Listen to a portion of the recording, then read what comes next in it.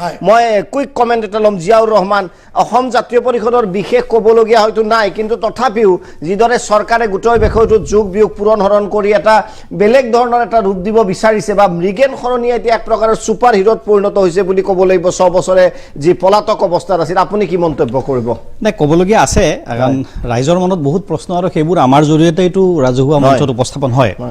নাম সাম নাই আৰু ডাইৰেক্টলি ইনডাইৰেক্টলি কেইটামান বিষয় শৰ্মা ডাঙৰীয়া আপুনি নিজে আইনৰ মানুহ আপুনি জানে নিশ্চয় জানে যে কমিশন অফ ইনকুৱাৰী এক্ট 1952 ৰ অধীনত যিমান কমিশন গঠন হয় আমাৰ ভাৰতবৰ্ষত মানে ইনকুৱাৰী কমিশন প্ৰাইমাৰীলি সেইখন কমিশনৰ আন্ডাৰ মানে সেইখন এক্টৰ আন্ডাৰতে হয় তাতে ৰুল হ'ল কমিশন অফ ইনকুৱাৰীৰ যে যেতিয়া বিধানসভা বা মানে পাৰ্লামেণ্টত কমিশন অফ ইনকুৱাৰী ৰিপৰ্ট লে কৰিব উইথ ৰিকমেণ্ডেশ্যন তে তাত একশ্যন টেকেন ৰিপৰ্টটো দিব লাগে এতিয়াৰ সম্ভৱতঃ সেকশন 3 সাবসেকশন 4 কমিশন অফ ইনকুৱাৰীত এই কথাবিলাক বিস্তৃত ব্যাখ্যা কৰা আছে মই জনাত এইখন ৰিপৰ্ট দিওতে একশ্যন টেকেন ৰিপৰ্ট দিলে নে নিদিলে মই শিওৰ নহয় কিন্তু মই এতিয়ালৈকে পাব্লিক ডোমেইনত যিটো ইনকুৱাৰী ৰিপৰ্ট পাইছো তাত একশ্যন টেকেন ৰিপৰ্টটো নাই প্ৰশ্ন হ'ল যে একশ্যন টেকেন ৰিপৰ্ট কিয় নাই ইমান ডাঙৰ এটা ইনকুৱাৰী ইমান ডাঙৰ এটা কলেংকাৰী কাৰ বিৰুদ্ধে তদন্ত হ'ল কাৰ বিৰুদ্ধে একশ্যন হ'ল কাৰ বিৰুদ্ধে কি ব্যৱস্থা গ্ৰহণ কৰা হ'ল এইখিনি জনাটো ৰাইজৰ অধিকাৰ কিয় একশ্যন টেকেন ৰিপৰ্টটো কিয় নাই পাব্লিক ডোমেইনত কিয় নাই বিধানসভাত দিলে নে নাই এইটো মুখ্যমন্ত্ৰীয়ে বা চৰকাৰে স্পষ্টীকৰণ দিব লাগে বিজেপি দলে স্পষ্টীকৰণ দিব লাগে দ্বিতীয় কথাটো হ'ল যে এই ৰিপৰ্টখন ইতিমধ্যে মই যিখন মোৰ আগৰ পেনালিষ্টসকলে যিখিনি কথা কৈছে মই সৰ্বিত সৰ্বন কৰিব খোজা নাই ৰিপিট কৰিব খোজা নাই এই যিবোৰ প্ৰশ্ন উত্থাপিত হৈছে পাব্লিক প্লেটফৰ্মত সেই প্ৰশ্নবিলাকৰ উত্তৰ কিন্তু এই ৰিপৰ্টখনত আমি দেখা পোৱা নাই বিপ্লৱ শৰ্মা ডাঙৰীয়াৰ জাষ্টিস বিপ্লৱ শৰ্মা ডাঙৰীয়াৰ ক্ৰেডিবিলিটিত আমি প্ৰশ্ন কৰিব খোজা নাই তেখেতক আমি সন্মান কৰোঁ এগৰাকী জাজ তেখেতৰ কাম কৰিছে কিন্তু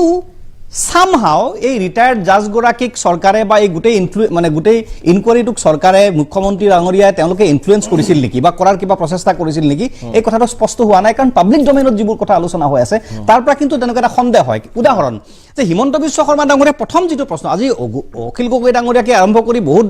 ডাঙৰ ডাঙৰ ৰেছপন্সিবল লিডাৰ্ছে এই কথাটো কৈছে যে হিমন্ত বিশ্ব শৰ্মা ডাঙৰীয়া এই কেলেংকাৰীৰ আটাইতকৈ ইম্পৰ্টেণ্ট ব্যক্তিক আৰু প্ৰাইমা ফেচি কথাটো বুজিব পাৰি ধৰিব পাৰি কাৰণ 2013 চনত অসমৰ D ফেক্টো chief minister Himanta Biswa Sarma ডাঙৰীয়া আছিল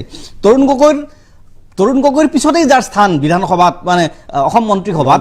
অথচ তৰুণ গগৈ ডাঙৰীয়াই ইমান ডাঙৰ কেলেংকাৰী কৰিলে বুলি যিটো কথা কোৱা হৈছে সেইটো হিমন্ত বিশ্ব শৰ্মা ডাঙৰীয়াৰ তাত একো মানে কণ্ট্ৰিবিউশ্যন নাথাকিব এই কথাটো কিবা হজম নোহোৱা কথা তাতকৈ ডাঙৰ কথা আজি যিজন মানুহে ৰাকেশ পালক নি পেলাই মুখ্যমন্ত্ৰী তেতিয়াৰ তৰুণ গগৈ ডাঙৰীয়াৰ সৈতে চিনাকি কৰাই দিছিলে আৰু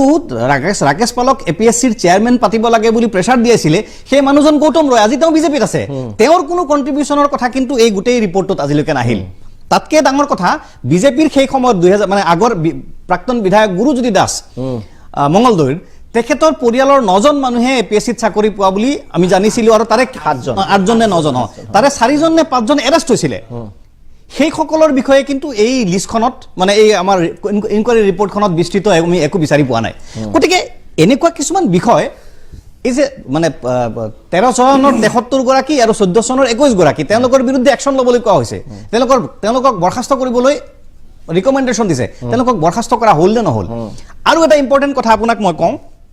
সেইদিনাখন গৌৰৱ গগৈ ডাঙৰীয়াৰ এই যিটো বিতৰ্ক ওলাইছে তেখেতৰ পত্নী সম্পৰ্কীয় তাতে এটা অসম পুলিচৰ এছআইটি গঠন কৰা হৈছে এছআইটিত 4 নম্বৰ নামটো হৈছে মৈত্ৰী ডেকা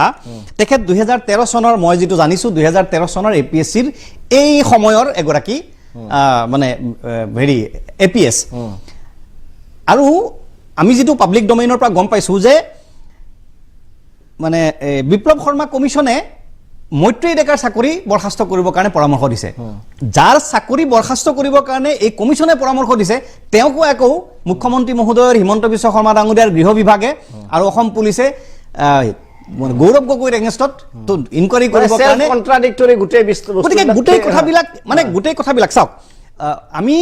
চৰকাৰক সমালোচনা কৰিব লাগে বুলিয়ে কৰা নাই আমাক সমালোচনা কৰিবৰ কাৰণে বাধ্য কৰিছে আমাৰ দায়িত্ব এইটো সমালোচনা কৰাটো চৰকাৰৰ ভোটটো দি আঙুলিয়াই দিয়াটো আমাৰ দায়িত্ব কিন্তু আমি চৰকাৰক সমালোচনা কৰি কৰি অতিষ্ঠ হৈ গৈছোঁ আমি আৰু কি সমালোচনা কৰিম কি দেখুৱাই দিম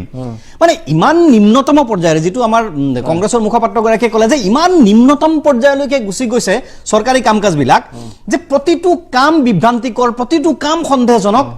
আৰু চৰকাৰী পৰস্পৰ ব্যৱস্থাটোৰ বিৰোধী বা স্ববিৰোধী আপুনি যিখিনি পইণ্ট ক'লে নিশ্চয় অতি ভাইটেল শেষ অংশলৈ উভতি আহিছোঁ মই আৰম্ভ কৰিম জিয়াউৰ ৰহমান ডাঙৰীয়া শেষ মন্তব্য হিচাপে কি ক'ব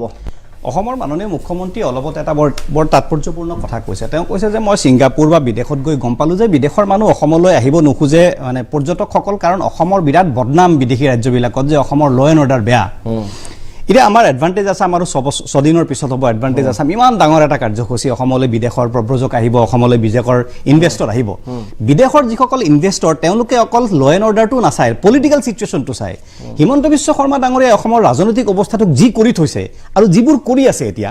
এইবোৰ কি বিদেশী যিবোৰ প্ৰতিষ্ঠান যিবোৰে ইয়াত ইনভেষ্ট কৰিব বিচাৰিব তেওঁলোকে খবৰ নাৰাখিব নেকি মই আপোনাক কৈছোঁ এই যে এডভান্টেজ আছামৰ ঠিক আগে আগে হিমন্ত বিশ্ব শৰ্মা ডাঙৰীয়াই অসমৰ ৰাজনৈতিক পৰিৱেশ এক প্ৰকাৰে কলুষিত কৰি পেলালে অদৰকাৰী কিছুমান কাম কৰি গৌৰৱ গগৈ ইত্যাদি আৰম্ভ কৰি এইবোৰ যি কৰি আছে মই আপোনাক কৈছোঁ ইয়াৰ নেতিবাচক প্ৰভাৱ কিন্তু মোৰ ধাৰণা এডভান্টেজ আছামত নেতিবাচক প্ৰভাৱ পৰিব কাৰণ নহ'লে আমি এডভান্টেজ আছামৰ বিষয়ে কেইদিন আলোচনা কৰি থাকিলোহেঁতেন যে আমাৰ তাত পৰ্যটক আহক আমাৰ তাত মানে ইনভেষ্টৰ আহক আমাৰ ইয়াত ঔদ্যোগিক বিকাশ হওক এই বস্তুটো একেবাৰে নাইকিয়া হ'ব পাৰে